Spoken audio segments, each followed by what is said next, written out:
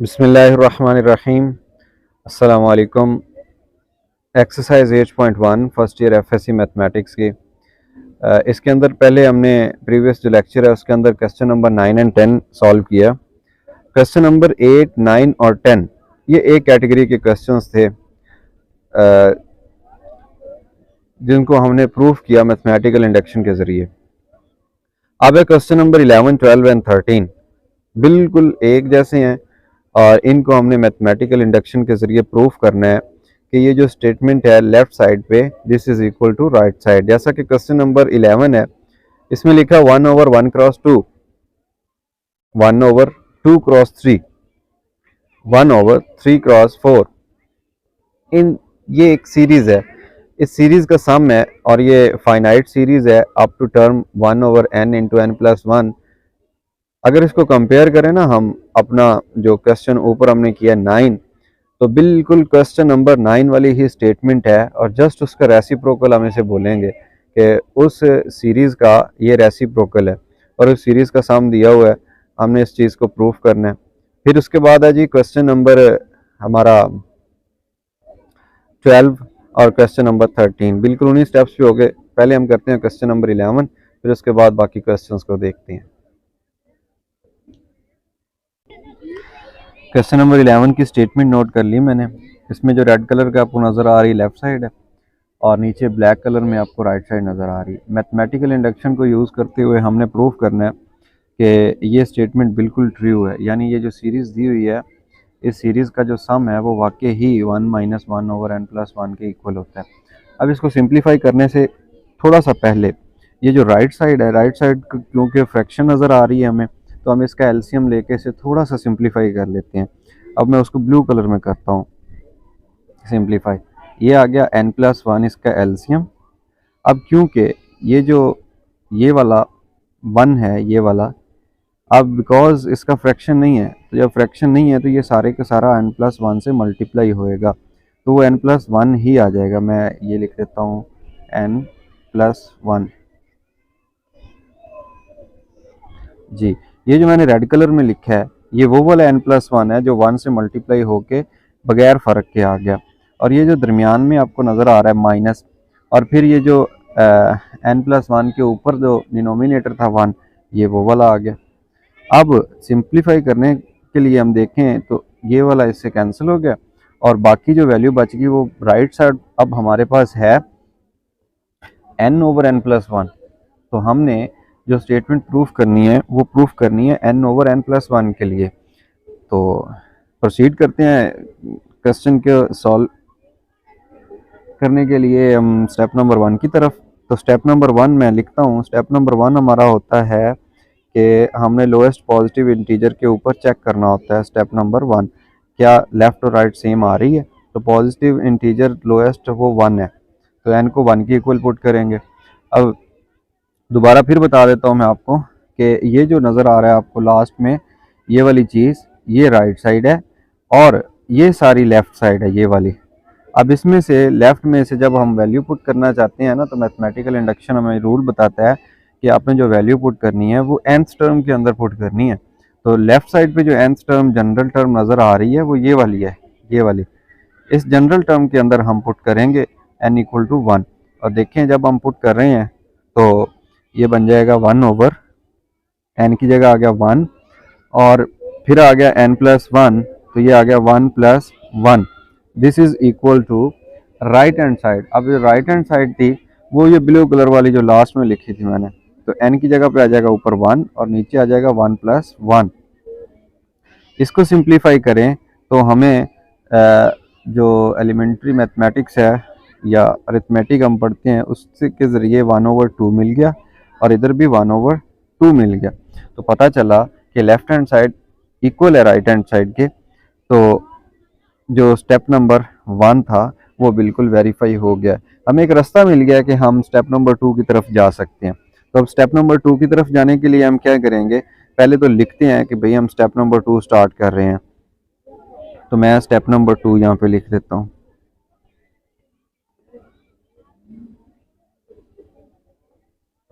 ये हमारा step number 2 है। स्टेप नंबर 2 बेसिकली क्या होता है, ये एक्चुअली में सपोज करना होता है, हमने इसको सपोजिशन वाला स्टेप भी बोलते हैं।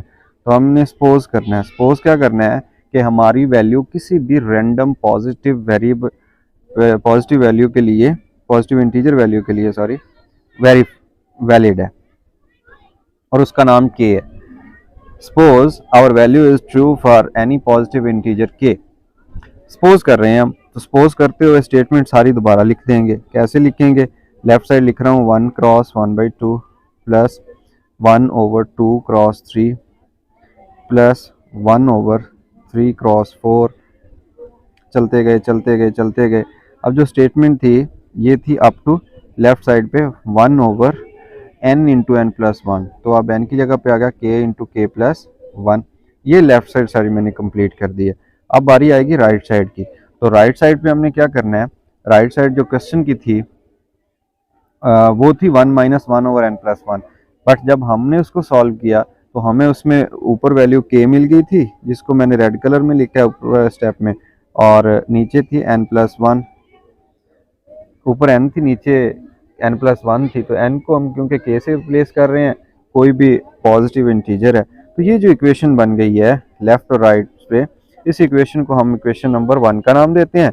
और ये हमने सपोज करके अपने पास रख ली है कि हमारी जो वैल्यू है वो बिल्कुल ठीक है एक पॉजिटिव नंबर के लिए। तो मैथमेटिकल इंडक्शन हमें कहता है कि जब आप एक रैंडम पॉइंट के लिए या रैंडम पॉजिटिव इंटीजर के लिए सपोज करते हैं वैल्यू, फिर उससे नेक्स्ट वैल्यू पे अगर वो वैलिड आ जाती है, यानी हमारी सपोजिशन से मैच कर जाती है, फिर मैथमेटिकल इंडक्शन ये बताता है कि वो हर एक पॉजिटिव इंटीजर के ऊपर वैलिड होगी। तो स्टेप नंबर 3,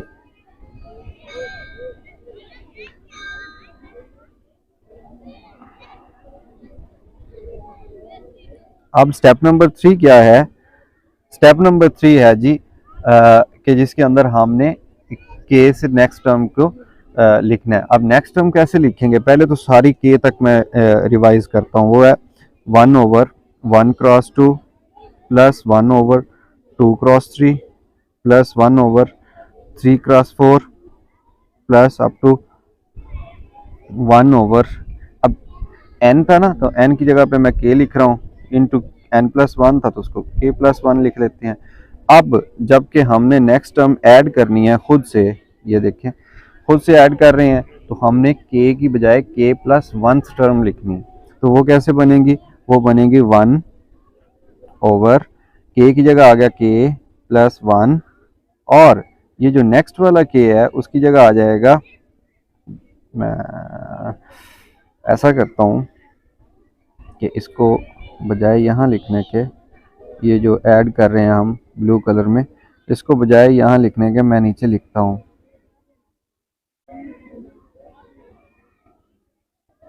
लें जी, ऐड क्या कर रहे हैं हम, वैल्यू 1 वैसे ही आ गया, और ये जो k है जो मैं इस वक्त हाईलाइट कर रहा हूँ ये वाला, ये था k के लिए, यानी वो जो पॉजिटिव इंटीजर हमने सपोज किया था उसके लिए, बट हमें चाहिए इससे नेक्स्ट टर्म। तो नेक्स्ट टर्म लाने के लिए इसकी जगह पे होना चाहिए k प्लस 1, तो इधर मैंने लिख दिया k प्लस 1, और जो साथ में है k प्लस 1 ब्रैकेट के अंदर उसकी जगह पे होना चाहिए था k प्लस 1 प्लस 1। तो ये जो टर्म बन गई है इसको हमने ऐड करना है, तो ऊपर लिख देते हैं जनाब हम ऐड, किस चीज़ को ऐड करना है? 1/k प्लस 1, और फिर ब्रैकेट के अंदर हमने करना है जनाब k प्लस 1 और फिर प्लस 1, इस चीज़ को ऐड करना है on both side. On both side के लिए हम लिखते हैं OBS capital, on both side, दोनों साइड पे ऐड करेंगे। लेफ्ट साइड पे तो आपको नज़र आ रही है, अब राइट साइड की बारी है, तो राइट साइड पे लिखने के लिए मैं ऐसे, अब जो राइट साइड पहले से थी वो थी हमारे पास जनाब k प्लस 1, ये राइट साइड पहले से मौजूद थी। वेरीफाई कर लेते हैं जी, ये इक्वेशन नंबर 1 में आपको नज़र आ रही है k प्लस 1, तो ये तो पहले से थी। अब जो कि हम ब्लू कलर वाली ऐड कर रहे हैं, तो यही चीज़ same, I would like to say कि यही सेम थिंग, ये वाली ब्लू वाली हम यहाँ से ऐड कर दी, पिक करके दूसरी साइड पे भी ऐड कर देते हैं। तो ये मैं ऐड कर रहा हूँ।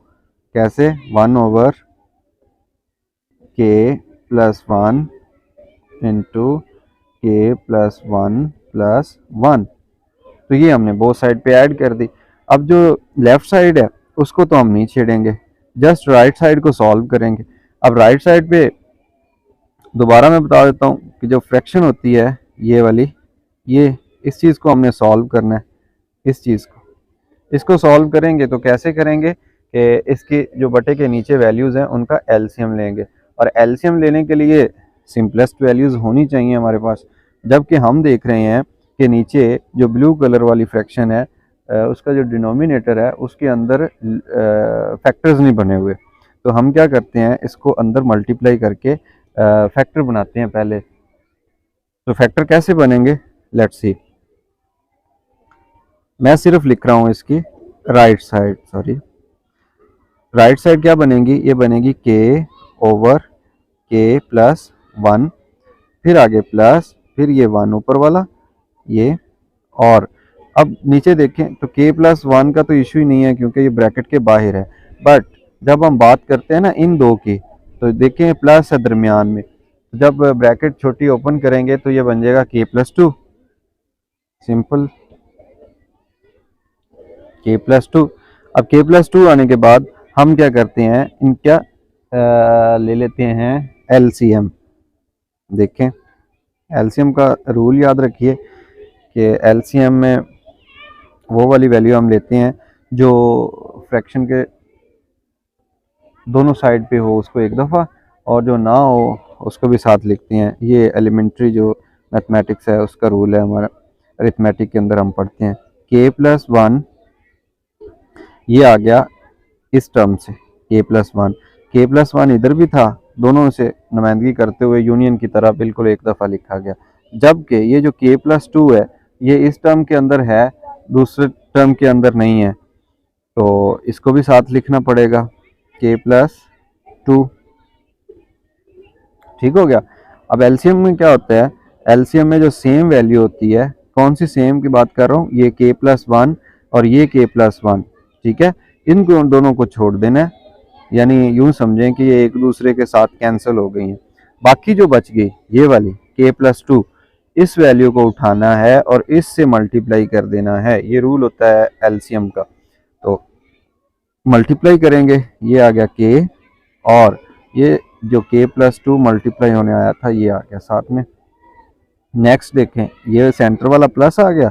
अब जो डिनोमिनेटर में है k+1, ये k+1 से कैंसिल होकर छोड़ देना है, इसको नहीं लेना।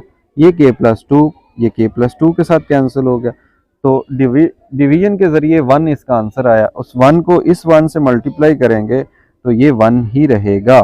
चलें जी, मैं लिख देता हूँ यहाँ पे 1। काफ़ी सारा काम हमारा हो चुका है। इसी स्टेप को हम यहाँ से पिक करते हैं, और पिक करने के बाद ऊपर लिख देंगे k/k+2+1 over k+1 to k+2। इसी स्टेप को मैं यहाँ से उठाता हूँ, सारे के सारे स्टेप को। कौन सा स्टेप, एक दफ़ा फिर बता देता हूँ, ये वाला स्टेप, इस स्टेप की मैं बात कर रहा हूँ। इसको उठा के नेक्स्ट लिखते हैं, और उसके बाद फिर हम इसको प्रोसीड करेंगे। चलें जी, ये कैनवास के इस साइड पे आते हैं हम। लें जी, ये हमारा कैनवास बन गया, बोर्ड आ गया हमारा, और बोर्ड पे मैं वो चीज़ लिखता हूँ जो हमें चाहिए। हमें क्या चाहिए, हमने जो लास्ट स्टेप में पढ़ा वो पढ़ा था k/k+2+1 over k+1 into k+2। Simplify करते हैं। सिंप्लीफिकेशन के लिए ये मैं इस जगह से स्टार्ट कर देता हूँ। डिनोमिनेटर में देखिए कि k डिस्ट्रीब्यूट कर रहा है, ये वाला k ऐसे डिस्ट्रीब्यूट कर रहा है, इसको डिस्ट्रीब्यूट के ज़रिए बन जाएगा k², देन 2k, और ये बाहर वाला 1 ऑलरेडी यहाँ पे मौजूद था। नीचे है k+1 और उसके साथ है k+2। लें जी, ऊपर बन गई क्वाड्रेटिक इक्वेशन के रूल के अकॉर्डिंग ये 2k है, तो हमने दो नंबर ऐसे लेने हैं कि उनको ऐड करें तो 2 बने, मल्टीप्लाई करें तो 1 बने। तो वैसे भी ये स्क्वायर का फार्मूला कंप्लीट हो रहा है, लेकिन चलें हम अपनी फैक्टराइजेशन करते हैं कि के स्क्वायर है, इसके साथ अगर हम ले लें के और उसमें ऐड कर दें के, तो 1k प्लस 1k ये 2k हो जाएगा कंप्लीट, और साथ में ये 1 भी बन जाएगा, और नीचे है k प्लस 1 और इंटू के प्लस 2। तो इसमें से ऊपर वाली टर्म में से कॉमन आ रहा है के, बाकी रह गया के प्लस 1, इधर से 1 कॉमन आ रहा है, तो ये बन जाएगा के प्लस 1 ओवर के प्लस 1 और इंटू के प्लस 2।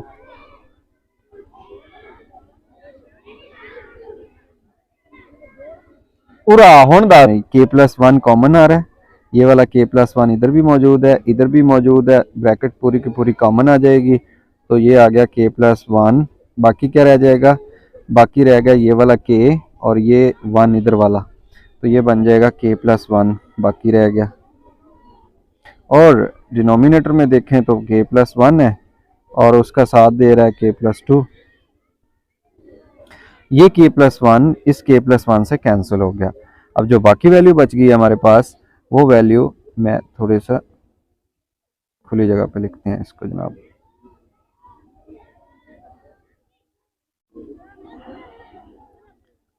वो है इस जगह पे कि के प्लस 1 ऊपर है और नीचे है के प्लस 2।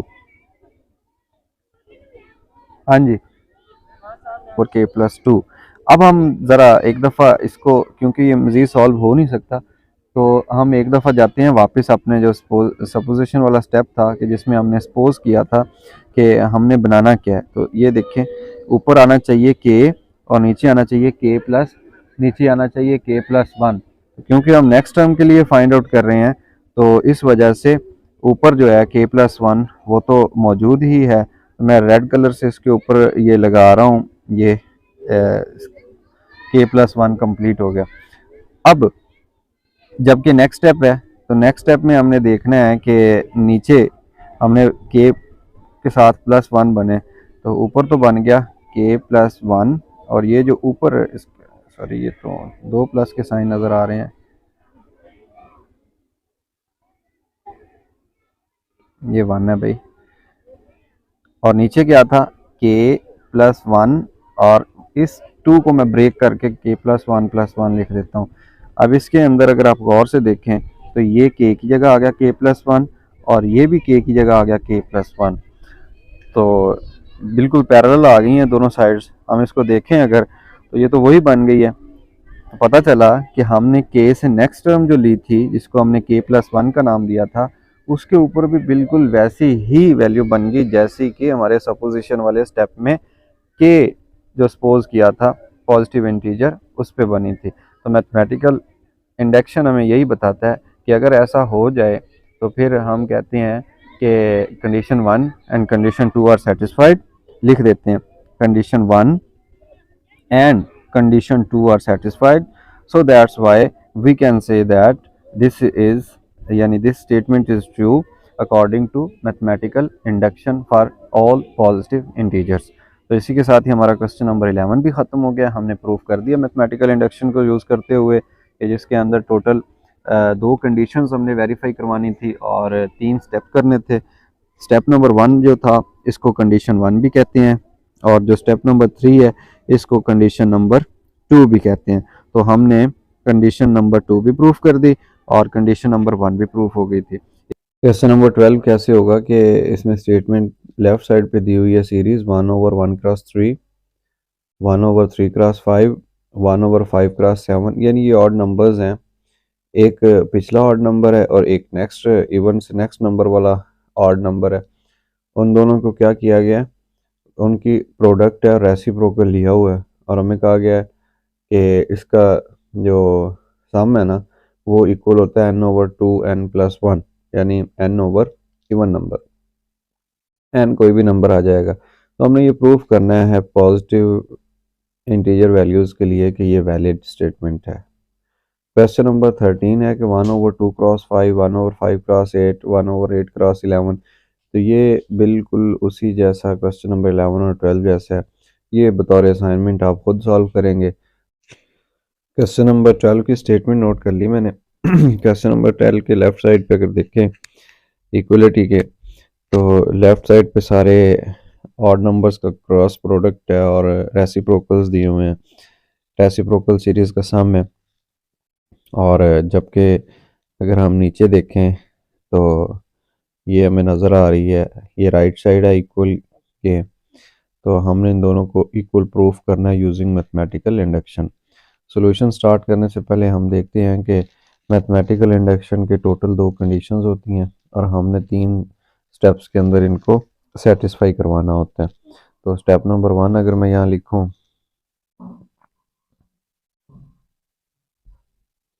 स्टेप नंबर 1, तो स्टेप नंबर 1 में हम क्या करते हैं, जो होता है ना लोएस्ट पॉजिटिव इंटीजर, यानी कि जो नेचुरल नंबर 1 होता है, ये लोएस्ट पॉजिटिव इंटीजर है, हम इसके ऊपर वैल्यू अपनी चेक करते हैं।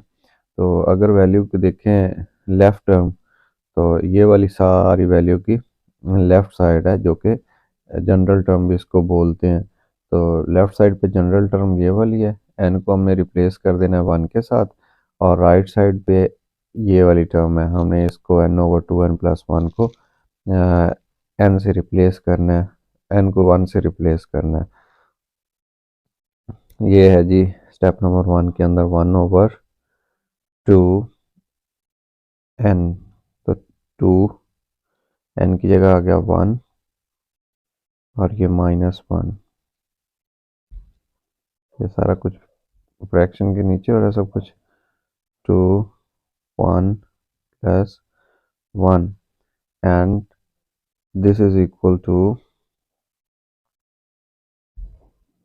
1/2 1 + 1 इम्प्लाई कर रहा है।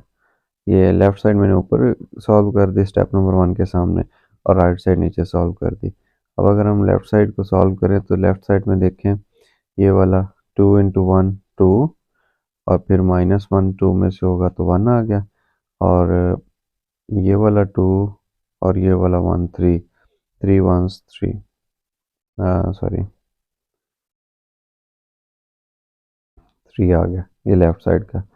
जबकि ये जो नीचे राइट साइड दी गई है, इस राइट साइड को अगर हम देखें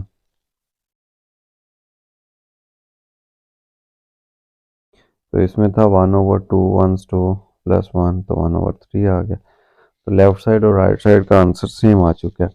अगर ऐसा हो जाए कि लेफ़्ट और राइट सेम आ जाए, तो फिर हम स्टेप नंबर 2 की तरफ प्रोसीड करते हैं। स्टेप नंबर 2 क्या है? स्टेप नंबर 2 कहते हैं सपोजिशन वाला स्टेप, जिसके अंदर हम वैल्यूज़ को सपोज करते हैं।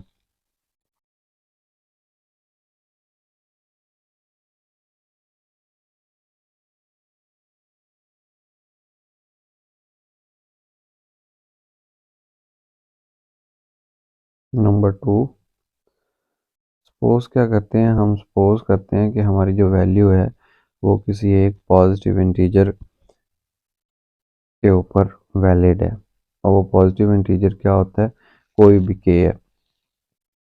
इसके ऊपर हम स्टेटमेंट सारी दोबारा लिखेंगे। स्टेटमेंट क्या थी? स्टेटमेंट थी ऑड नंबर्स के बारे में कि 1/1 cross 3 + 1/3 cross 5 + 1/5 cross 7 and so on up to 1/2, n की जगह आ गया k -1 over into 2k + 1, because यहाँ पे था 2n+1, ये लिख दिया। अब दरमियान में मैंने साइन नहीं लगाए, तो ये लेफ़्ट साइड कंप्लीट हो गई हमारे साइन लगाने से।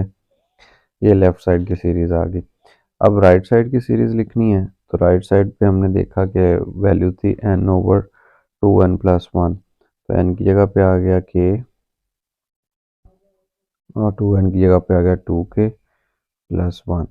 ये जो इक्वेशन है, इसको इक्वेशन नंबर 1 का नाम दे देते हैं। लेफ़्ट और राइट साइड, ये हमारी सपोजिशन है कि ये पॉजिटिव इंटीजर के ऊपर वैल्यू ठीक है, वैलिड है। अब हम चेक करेंगे के से नेक्स्ट टर्म के ऊपर भी वैलिड होती है, यानी उसको हम स्टेप नंबर 3 बोलते हैं। स्टेप नंबर 2 और step number 3 overall condition number 2 कहलाते हैं। अब कंडीशन 2 चेक करने के लिए हम यहाँ लिखते हैं step number 3।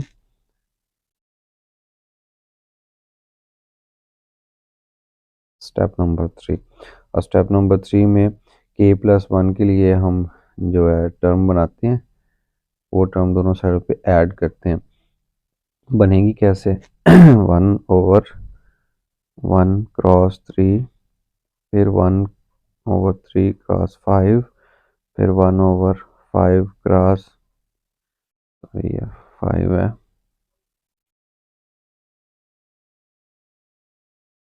5 cross 7 and so on up to 1/2 n की जगह k आ गया -1 2k+1। ये जो सीरीज आपको नज़र आ रही है, ये सीरीज है k टर्म्स तक, जो पॉजिटिव इंटीजर तक हमने पहले फ़र्ज़ की है, सपोज की है स्टेप नंबर 2 के अंदर। अब हमने कुछ वैल्यू ऐड करनी है। ऐड करने से हमें कैसे पता चलेगा, क्योंकि ये वाली nth टर्म है और nth टर्म में ये वेरिएबल की जगह है कि हम इसको चेंज कर सकते हैं, ये वेरी कर सकता है, ये वाला भी वेरी कर सकता है। तो अब हमने जब k+1 टर्म के लिए फाइंड करना है, वेरी करेंगे, तो ये कैसे वेरिएशन आएगी इसके अंदर, हम ये वाली टर्म ऐड कर रहे हैं। कैसे आएगी, ये आएगी 1/ब्रैकेट और 2, फिर k की जगह आ जाएगा k+1, बिकॉज हम नेक्स्ट टर्म के लिए चेक कर रहे हैं क्या ऐड करना है। और ये वाला फिर आ जाएगा 2 इंटू k+1+1 ऐसे। तो ये जो ब्लू कलर में नज़र आ रही है आपको, ये वो चीज़ है जो एक्स्ट्रा थी, यानी जो k+1 टर्म के लिए हमने बना ली है। इसको दोनों साइडों पे ऐड करना था। यहाँ स्टेटमेंट के साथ लिखेंगे 1/ब्रैकेट 2 इंटू k+1 -1 इंटू 2k+1+1। तो ये वाली टर्म्स हमने ऐड करनी है दोनों साइडों पे। दोनों साइड के लिए क्या लिखते हैं, on both sides, OBS on both sides.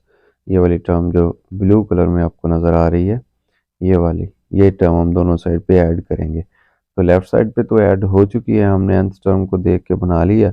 अब हम राइट साइड पे ऐड करने वाले हैं। राइट साइड पे जगह कम है, इसलिए मैं नीचे एक लाइन ही नहीं स्टार्ट कर लेते हैं, उसके अंदर लिखता हूँ।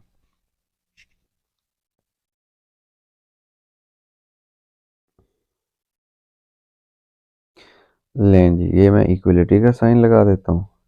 और जो पहले टर्म थी वो थी प्रीवियस, जो 2/k+1, ये ऑलरेडी थी। जबकि हम ये ब्लू कलर वाली ऐड कर रहे हैं दोनों साइडों पे, तो अब ये अपेयर हो जाएगी कुछ इस तरह से 1/2k+1 -1, और फिर ये आ गया 2 इंटू k+1, और फिर ये आ गया +1। लें जी, ये सारी जो फ्रैक्शन थी ये नज़र आ रही है हमें कि ये स्टेप नंबर 3 है और इसका हमने लेना है अब एलसीएम। बट एलसीएम लेने से पहले अगर हम इसको थोड़ा सा सिंप्लीफाई कर लें, तो कुछ चीज़ें डिस्ट्रीब्यूट कर रही हैं। यानी जो पहली ब्रैकेट है, पहली टर्म है, सॉरी, k/2k+1, ये तो एज इट इज़ आ गई। लेकिन जब हम इसकी तरफ बढ़ते हैं, जो ब्लू कलर वाली है, तो ये वैसे नहीं आ गई। क्यों कि ये वाला जो 2 है, ये डिस्ट्रीब्यूट कर रहा है फ्रैक्शन के डिनोमिनेटर में। ये वाला 2 भी, ठीक है, ये कर रही हैं डिस्ट्रीब्यूट। जब डिस्ट्रीब्यूट करेंगी तो हम डिस्ट्रीब्यूट के लिए क्या करेंगे, इनको अंदर मल्टीप्लाई करके देखते हैं। 1 ऊपर आ गया, ये नीचे जब जो एरो हेड लगाया 2k से मल्टीप्लाई होगा तो ये बन जाएगा 2k। और फिर देखिए, ये 2 जब 1 से मल्टीप्लाई होएगा तो ये 2 1s 2 हो जाएगा, ठीक, और इसमें से 1 माइनस होगा तो बाकी +1 रह जाएगा। इधर भी ऐसा ही है कि 2 जब k से मल्टीप्लाई हो रहा है, k फिर आगे देखें, ये 2 1 से मल्टीप्लाई होगा तो 2 1 2 हो गया, और प्लस ये वाला 1 होगा इसके अंदर ऐड, तो ये 3 बन जाएगा, प्लस 3। ओके, तो ये जो हमने कर लिया है, ये स्टेप नंबर जो 3 था उसकी सिंप्लीफिकेशन करते हुए हमने डिनोमिनेटर की वैल्यूज़ क्लियर कर ली हैं। अब हम लेंगे एलसीएम, लेकिन एलसीएम से पहले अगर देखें तो एलसीएम वो चीज़ जो कॉमन हो दोनों डिनोमिनेटर्स के अंदर, उनको हम एक दफ़ा लिखते हैं। तो अगर देखा जाए तो इधर 2k+1 आ रहा है, और दूसरा जो फ्रैक्शन है उसके नीचे भी 2k+1 आ रहा है, तो पता चला कि 2k+1 अब एक दफ़ा हमने एलसीएम के अंदर लेना है।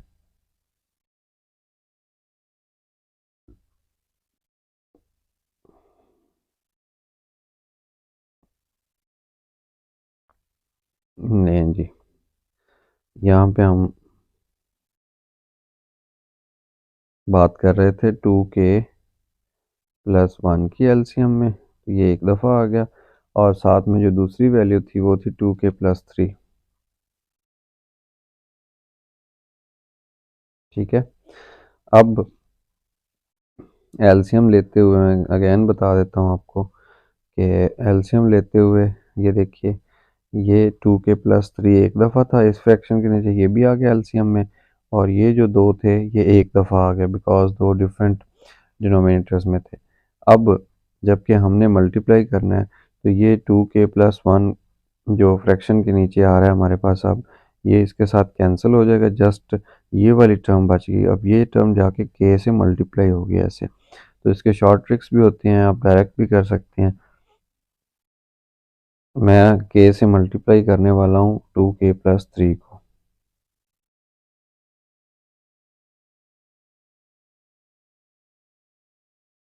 k इंटू 2k+3 मल्टीप्लाई हो गया। अब जबकि दूसरी फ्रैक्शन के नीचे हमने देखा तो ये दोनों टर्म्स वहाँ पे मौजूद थी, 2k+1 जो फ्रैक्शन के नीचे आ रहा है ये भी, और 2k+3 ये दोनों थी, तो दोनों कैंसिल होंगे, जस्ट 1 बच गया, 1 ऊपर 1 से मल्टीप्लाई होगा तो ये 1 ही आ गया।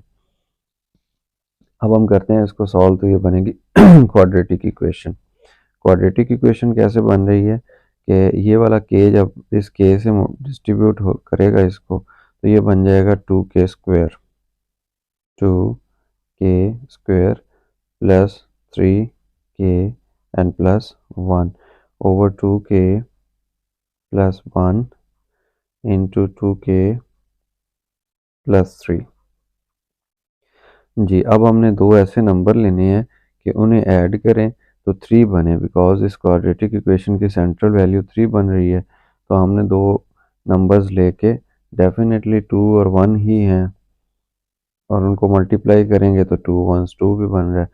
तो पता चला कि 2k² है, और फिर हम लिख देते हैं 2k, फिर लिख देते हैं 1k, और फिर आ गया 1, तो ये आ गया नीचे 2k+1 एज इट इज़, और ये 2k+3 also as it is. जी, नेक्स्ट अब हम कॉमन लेंगे कुछ।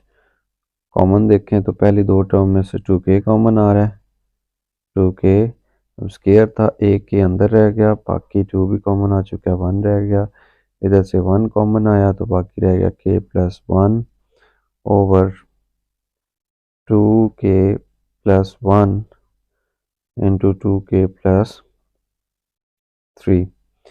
तो बिल्कुल क्वेश्चन नंबर 11 की तरह ही ये सॉल्व हो रहा है। इसमें k+1 हम कॉमन लेंगे, बाकी रह जाएगा 2k+1 over 2k+1 and 2k+3। सो ये वाला 2k+1 के साथ कैंसिल हो गया, बाकी रहेगा k+1 ऊपर, k+1, और नीचे रह गया 2k+3, जबकि हमें चाहिए इस 3 को भी ब्रेक कर लेते हैं, 2k+2 कर देते हैं, और एक 1 जो है 3 में से 1 अलहदा कर दिया, 2 अलहदा कर दिया। अब ये जो पहली दो टर्म है ये वाली, इनमें से 2 भी कॉमन ले लेते हैं हम, तो जब 2 कॉमन ले लेंगे तो क्या हो जाएगा, 2 कॉमन आ गया, बाकी रहेगा k प्लस 1 और ये वाला प्लस 1 वैसे ही ऊपर आ गया k प्लस 1। अब थोड़ा सा डिफ्रेंशिएट करने के लिए मैं इस k प्लस 1 के ऊपर ये बार लगा देता हूँ, इस k प्लस 1 के ऊपर भी बार लगा देता हूँ। इसको आप कंपेयर करते हैं अपने जो सपोजिशन वाला स्टेप नंबर 2 था उसके साथ कि हमने क्या सपोज किया था। ये पैरेलल ही आ रहे हैं ऑलमोस्ट।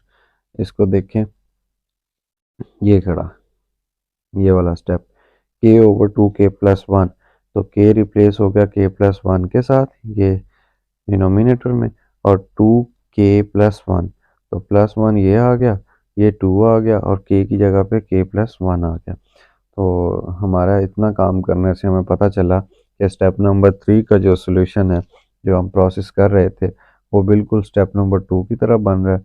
और मैथमेटिकल इंडक्शन हमें यही बताता है कि अगर ऐसा हो जाए कि जो पॉजिटिव इंटीजर पे हमने वैल्यू सपोज की हुई है उससे नेक्स्ट जो इंटीजर है यानी k प्लस 1, उसके ऊपर भी अगर वैल्यू वैसी ही आ जाए, तो फिर हम कहते हैं कि मैथमेटिकल इंडक्शन ने इस स्टेटमेंट को ट्रू कर दिया और condition number 1 and 2 both satisfy हो जाएंगी। तो हम कह देंगे कि मैथमेटिकल इंडक्शन के ज़रिए हमारी जो स्टेटमेंट है वो बिल्कुल वैलिड स्टेटमेंट है और वो बिल्कुल ठीक है। तो हमने ये प्रूफ कर दिया condition number 1 and condition number 2 को। सो ये जो स्टेटमेंट थी ये मैथमेटिकल इंडक्शन के ज़रिए वैलिड है। Statement is valid using mathematical induction. इसी के साथ ये क्वेश्चन हमारा क्वेश्चन नंबर 12 भी ख़त्म हो गया।